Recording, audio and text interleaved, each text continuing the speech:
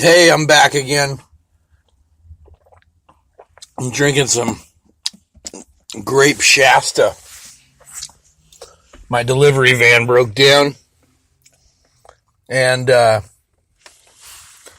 my snoring woke me up. Buck Stallion is back on the air.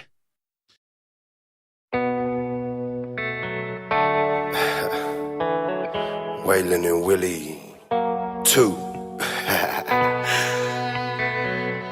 They say home is where the heart is. Mama made it out of that snake pit, now snake skin on these boot tips. I see loose lips, sink the last ship, so I set sail on a new trip. Some mistakes I never make again. Circle lock, no one breaking in. I gotta sit back and try to take it in. I know perseverance, what it take to win. Hard to push when the whirlpool, when the ones you love, they trying to burn you.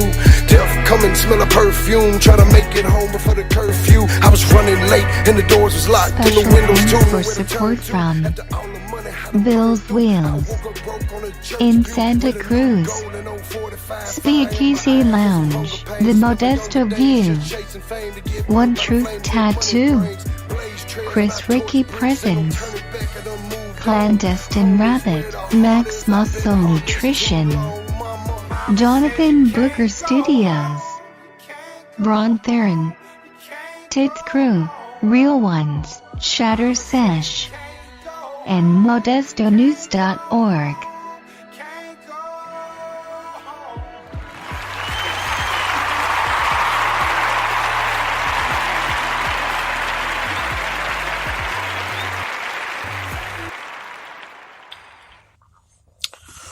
So, anyways, I fucked up because I thought that this app would allow me to play the YouTube commercial. It didn't. It ended up fucking just bumping the whole show off of the thing entirely. So I'll just read it to you.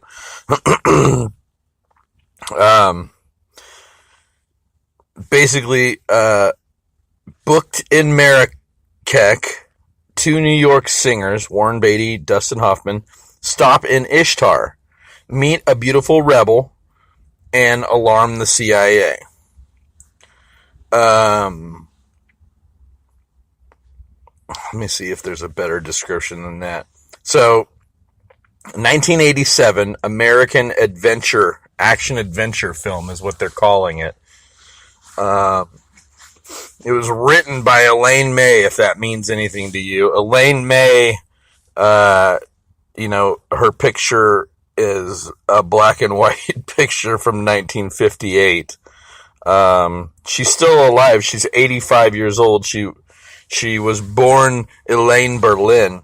And so we can see why she changed her name to Esther Dale, but she's from Philadelphia, Pennsylvania. Considered to be a screenwriter, film director, actress, comedian. I'm looking for something. Heaven Can Wait, 1978. Heartbreak Kid, 1972. She wrote the screenplay for The Birdcage. But that was like 1950. Oh no, 1996. She did. She helped with write.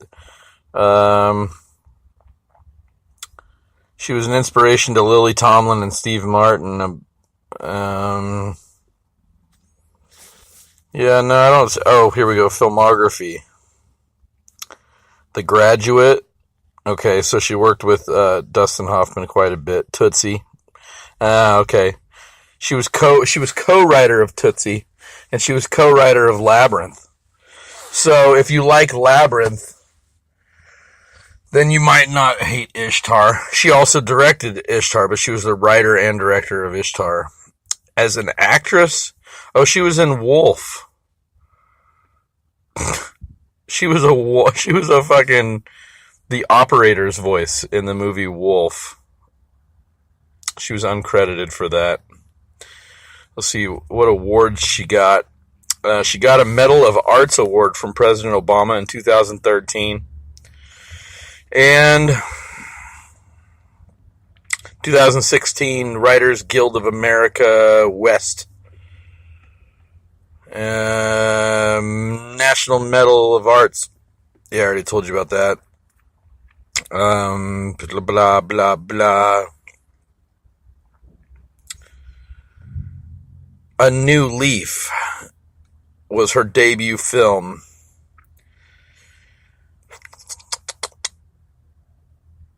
Heaven Can Wait had Warren Beatty in it. So she likes Warren Beatty. She likes Dustin Hoffman. Or they like working with her. As far as TV,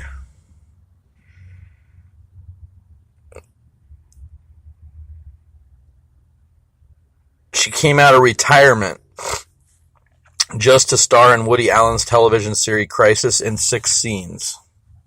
Her first role since Allen's own Small Time Crooks. So she's in that also. But anyways, that's who directed and wrote this movie, Ishtar. That, okay, so it says it's the story revolves around a duo of incredibly untalented American singers or songwriters who traveled to a booking in Morocco and stumble into a 4-party Cold War standoff. But see, again, like that's to me, that's just the story that this movie is. I guess I didn't really look at this movie like in that sense. I looked at it as more like these characters' story. And this is just one of their fucked up adventures in, just being horrible entertainers. So they shot it in Morocco and New York City. And, let me see. It polarized critics and became a notorious failure at the box office. And that's why I think for some reason it's going to be really relevant now, though. Not just for me, but I think that it would be relevant for everybody on some level. Because I feel like the humor was really dry. But I'm not sure. There's a director's cut that's 2 minutes shorter than the original released on Blu-ray. I think you can watch it on YouTube for like $3.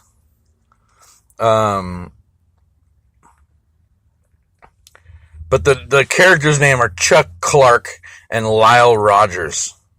Hoffman is Chuck and Lyle is Beatty. Warren Beatty. And, let me see. They are inept songwriters who are down on their luck, but dream of becoming a popular singing duo in the mold of Simon and Garfunkel. Which totally makes sense now. Because I remember there is a part where they have headbands on. And that's kind of Simon and Garfunkel-ish. Though they are poorly received at a local open mic, agent Marty Freed offers to book them as lounge singers in a motel in Marrakesh, Morocco, explaining that the last act quit due to political unrest in the area. Nearly broke, both single and without any better options, Lyle and Chuck decide to take the gig.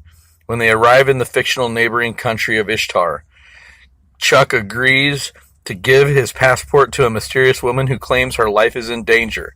She promises to meet him in Marrakesh. Unfortunately, Chuck learns at the U.S. Embassy that it will take longer than expected to get a new passport. Lyle goes to Morocco in a bid to save their booking, while Chuck stays behind. Alone in Ishtar, Chuck meets CIA agent Jim Harrison, which is the dude, I think, from... I might be wrong, but I think it's the guy from Beethoven, the Beethoven movies. The dog. that slobbers everywhere, and that's pretty much like the running gag is the dog slobbers everywhere in slow motion. But Chuck agrees to be a mole for the CIA, and in return, Harrison gets Chuck to Morocco by the next evening. Now together again, Chuck and Lyle unwittingly become involved in a plot to overthrow the Emir of Ishtar. The mysterious woman named Shira has a map that she needs to get to the leftist guerrillas opposing the government of Ishtar. Harrison gets involved with Shira, contacts Lyle and Chuck. All I really remember is how horrible it is and how it's like, what's the word? Cringy watching them perform because they're so bad. But they keep going back to fucking that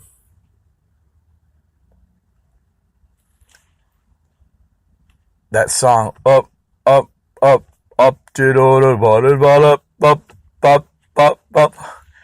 and that's pretty funny. I remember the performance of it is pretty funny. I think they do The Lion Sleeps tonight also. They just keep doing fucking that. I just remember that one song, and they actually used the song that I remembered in the commercial. So if you look up the commercial, that's entertaining too. As a result of the losses it suffered from the film and the negative publicity that it got, Coca-Cola reevaluated its decision to enter the business. It spun off its entertainment holdings into a separate company called Columbia Pictures, with Coca-Cola holding 49% of the stock. 2 years later, it sold Columbia to Sony. Ishtar was nominated for 3 Golden Raspberry Awards, including the Worst Picture, Worst Screenplay, with Elaine May winning Worst Director, tied with Norman Mailer for Tough Guys Don't Dance, which I don't remember that song at all, or that movie. The film's failure did not affect the friendship between Beatty and Hoffman, who both liked the final cut of the film. Beatty later cast his co-star in the more successful Dick Tracy for Disney. And I remember that. That was horrible. That was a Warren Beatty movie. That was so bad. That was, fucking, I remember Dustin Hoffman, he's like mumbles. It was 9 years before she took another screenwriting credit, The Birdcage. She was nominated for an Academy Award for Primary Colors, but has not directed another film since Ishtar. Boring. Time has not improved the film's reputation as being one of the worst ever made. Time Out suggested it was so bad it could have been deliberate and called it one of the worst films ever made, while Hot Air referred to it as the Citizen Kane of big budget, A-list vehicular homicides. It was included in Michael Sauter's Worst Movies of All Time book. The Richard Roper included it on his list of 40 worst films he'd ever seen, and in 1999, Time placed the film on the list of the 100 worst ideas of 20th century. On the other hand, since its Blu-ray release in 2013, Ishtar has enjoyed a glut of rehabilitating reviews from sources such as Los Angeles Times, Slate, IndieWire, and The Dissolve. Richard Brody of The New Yorker called Ishtar a wrongly maligned masterwork and raved, "There's a level of invention, a depth of reflection, and a tangle of emotions in Ishtar, which are reached by few films and few filmmakers." Charles Bramesco of the Guardian wrote upon the movie's 30th anniversary, while Ishtar has not appreciated into a stealth masterpiece in the mold of Showgirls, Long Road to Reappraisal, its stature as the definitive cinematic failure has been outed as undeserved. In recent films, the film has gained a substantial cult following, with some of its more famous admirers, including Quentin Tarantino, Joe Swanberg, Edgar Wright, and Lena Dunham, who have all gone on record praising the film. Acclaimed filmmaker Martin Scorsese has praised Ishtar as one of his favorite movies of all time. See, so I'm not fucking that crazy for thinking that this movie is hilarious and that it had an impact on me. And also, fucking, what's the deal with this Thundercat guy? I don't like it. I listened to, if you've had a chance to go online and listen to Thundercat, the whole album's on YouTube. And it's fucking garbage. But that's just my opinion. You know, I like shitty things apparently, or whatever. But, you know, I guess when it really comes down to it, you know, you don't have to agree. Like somebody got mad at me because I tagged Tekashi 6ix9ine in a post that I did because the post was about Liberty's rainbow hair, and somebody got offended that I tagged Tekashi 6ix9ine in it, and then somebody else. Oh well, it was last night. Never mind. Somebody else at dinner last night. Kate from To Die For was like blown away that I was like, yeah, Tekashi 6ix9ine. She's like, no. And I'm like, yeah, dude. Yeah, like you need to pay attention. You know? I told her, you sound like my dad. Like, but again, you know, it's kind of like this meme I just saw where they're like, the best hamburger must be McDonald's. I mean, there's a lot of hamburger joints. You know, there's In-N-Out Burger, there's Habit Burger, there's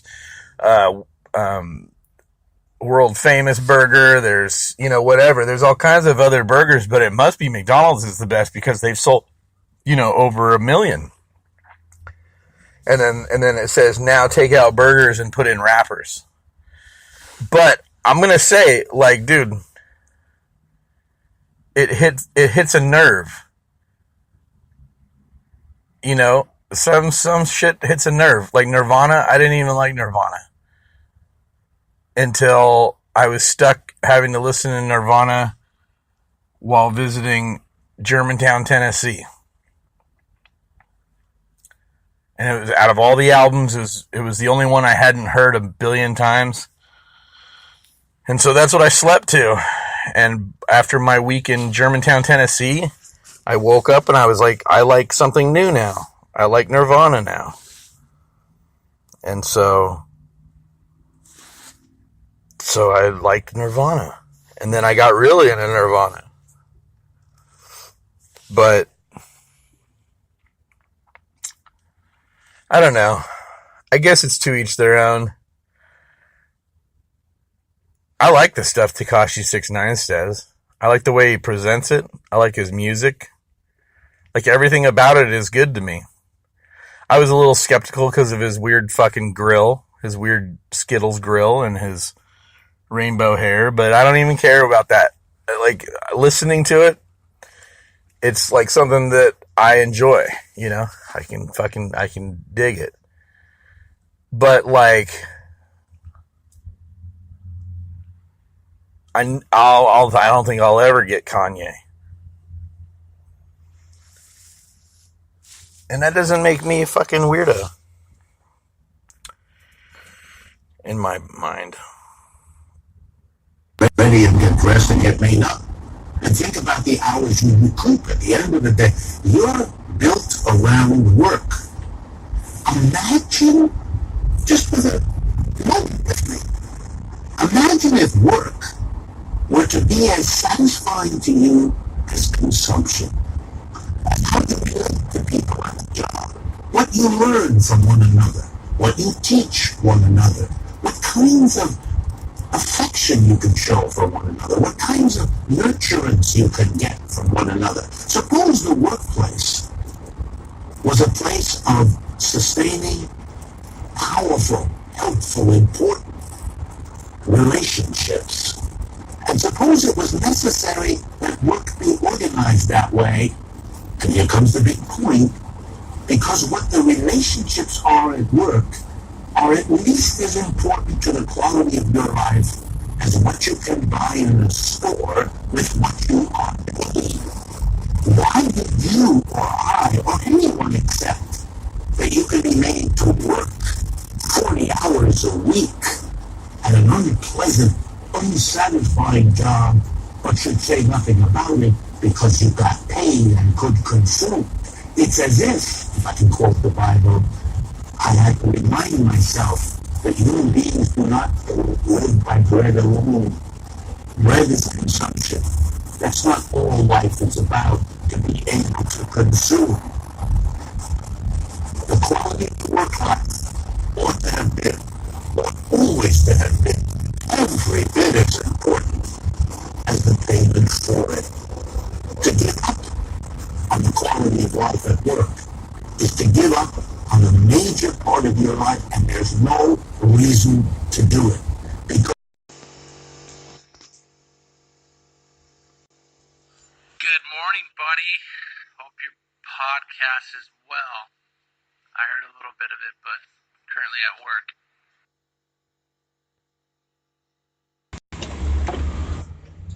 When I was growing up, I would look around, at people's faces, see how they were acting, because I was always told, that how I was acting, it was at the wrong time, or it was the wrong place.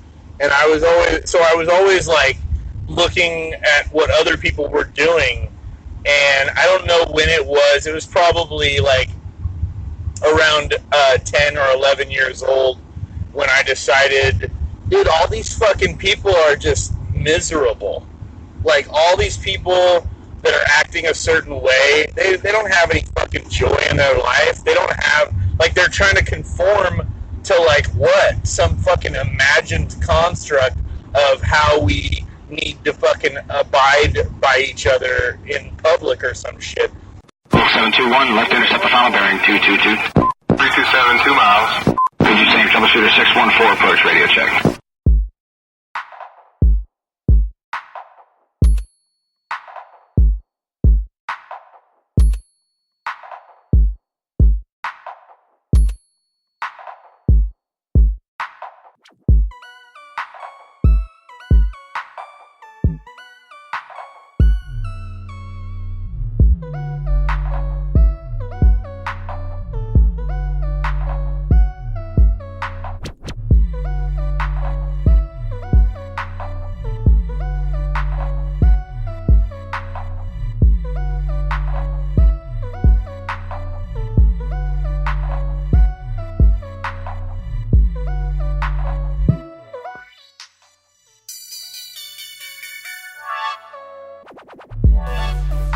I want to go to Bohemian Grove. I want to talk to the giant owl.